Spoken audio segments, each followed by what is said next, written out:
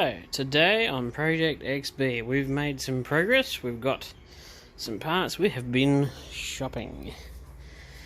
We'll be fitting the wiper motor back up, and unfortunately, due to all the dirt and shit in there, I actually managed to break 1 and 2 of the bolts. So I will be drilling them out and probably putting screws in their places. Unfortunately, that's all I'm going to have to do on this one. But the wiper motor is back, nicely tidied.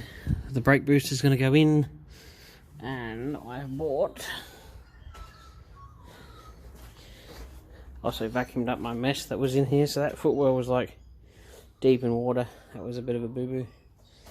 And we have, we're going to replace the shonky old fuse box, which if you know these Falcons, you will know that those are garbage. Those fuses fall out as you're driving along. They're not common anymore, hard to get. Well, they're not hard to get, but they're not common anymore. So if you broke down the side of the road, you wouldn't be able to get one. I'm going to replace it with this one. I've done it in one of my other cars. The car I had, which actually named the channel because I had an XA Coupe, which was a Superbird. And I did this modification to it, and it made it much better. Just gets rid of those. They don't fall out. Easy to get. Just make everything nicer. So that's one thing we're doing today. Be reinstalling the brake booster, putting the master cylinder on, and fitting that. It should be good fun. And we've got the battery on charge at the moment too. And I'm going to show a tech tip on these wipers. Go way over here so there's no lawnmower screwing up my videoing. Right. The amount of people who ask how the hell to take this style of wiper off a Falcon is unreal. It is so simple. So on this arm here, the clip is actually missing, but there's a little tiny clip that you lift up the end. It's like a little hook. Lift up the end, it slides up, and then that just pops off. So when this is still in the car, this little, almost like a switch almost, is like that. So the wiper can go down. So you lift up the wiper, so up, turn this so it's under the back of it, and in the process of doing that you just pull like that, just down it, and it will just fall off the car. That is how simple they are. There's no bolt on those. That is just they sit on. Same as early Cortina as well. I've seen many people break these trying to get them off. It's so simple. You just pull up, flick that lever, push down a little bit, and they pop off. That's it. There's nothing else to them. So there's a tech tip for you. So let's get into doing this. So I have made some progress. The brake booster is bolted back in. I have started on my rewire of the fuse box. So basically one at a time. Recrimp. And yes, I know I've chosen a different couple of colours, but I don't care. It's all about functionality rather than looks. So I've opened up the loom and did one at a time and worked my way up. So then I'll do the same on that side, but I'm going to leave that top one so that it can go back on this guy, and it can just sit on the top of the fuse box.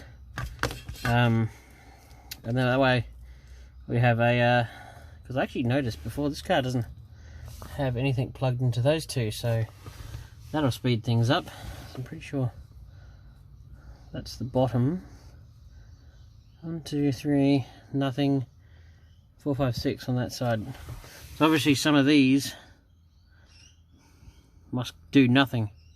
Must be options for different things. Maybe when you do driving lights or something like that, they plug into those side and complete the circuit. I don't know.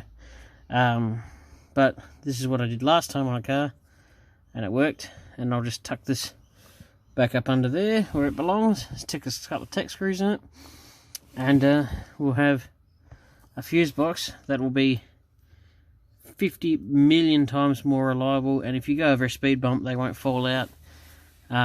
These are just absolute garbage. And that'll be that. This is one of the mods I was going to do to this car. It's all about reliability and making it so that, you know, you're not driving down the road and maybe your tail lights stop working or something like that. So, making good progress. That's one half done.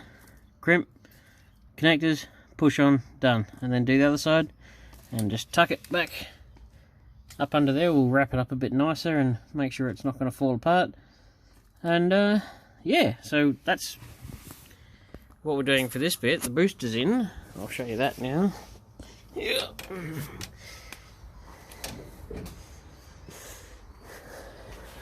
That looks much nicer, doesn't it? Yeah. So that's in. The motor's coming out in a couple of weeks. We've got another motor to go in, the 302. That'll get tidied up. I bought the oil filter and a water pump for that engine.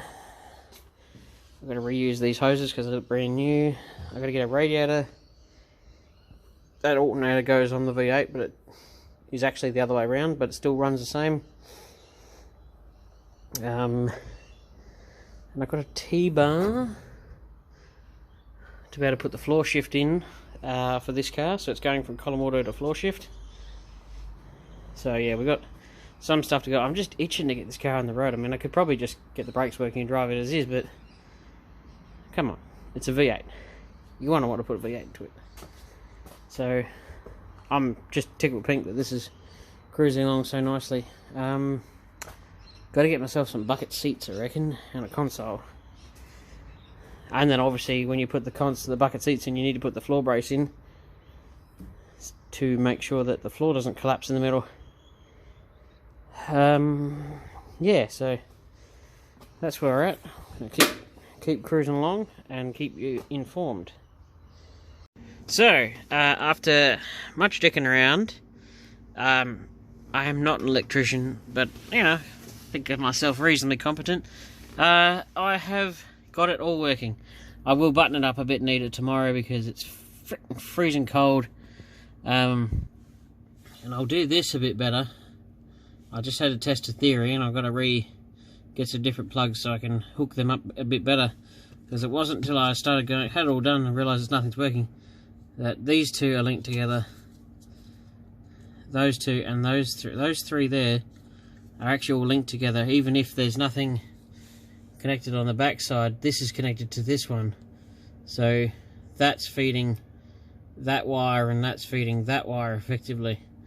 So I did these three as a test to see if I could get everything working again, and I did.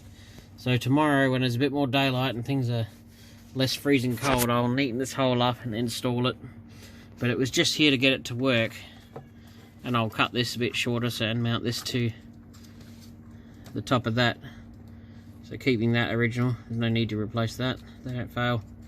And I'll cut the sides off of that bit and get rid of that. So yeah, this took way longer than I thought ever possible.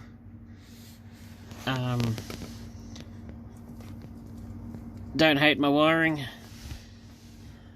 Doing the best I can with what I got. Not made of money. So yes, effectively that's replaced all the fuses with nice modern ones, and it's got rid of that garbage. So when this is all neatened up tomorrow, we mount it back up in that hole. I'll electrical tape all this lot real nice, crimp them a bit better, and bridge these without wires sticking in them. I just wanted to see if it would work, and it does. And brake boosters in. So that's one way, that's how I replace the fuse box. Everything still works like it should. Obviously I've got the brake warning switch disconnected at the moment, but everything's still operating the way it should. I'll turn that light off in a second. Let it focus. Yeah, look at that. A little dimmer switch working. But yeah, you'll notice that when you replace the fuse box, you'll find that everything works a lot better than it used to. That's mainly due to it having a good connection now. So this will wrap it up for tonight. What is it? It's a 5-minute job. 6 hours later, it's still good. Yeah, so we'll wrap it up here. I'll do another part of the video tomorrow, and we'll get the wiper motor installed, brake boost master on. Fucking hell, I'm getting that wrong every time. And we'll get that up inside the dashboard properly, and all the wipers back on, and hopefully all that working again. So, and I figured with this kind of video, well, it's a bit different to what other people do, build videos. They sort of show a lot of, I don't know, they sort of skip a lot of steps, but I'm sort of more into getting into the nitty gritty of it. I don't know, that's just how I am. I noticed we're cruising along quite nicely with the numbers of subscribers. Pretty stoked about that. Can't complain there. And you know what? It's still funny. After 700 and... Oh, not 7. After 100 and something videos, I still get anxious talking on camera. Still makes me nervous. But yes, we're making good headway. That's one mod that will make it way nicer to live with. A few people will go, "Oh my god, you hacked that up like a madman." But you know, you could always offer and do it yourself and do it for free if you wanted to. But I'm happy with that. None of the terminals are loose, so yeah, we'll leave it there, and I'll put this one up so you guys can enjoy my car build. Thanks for watching. Don't forget to like, share, and subscribe.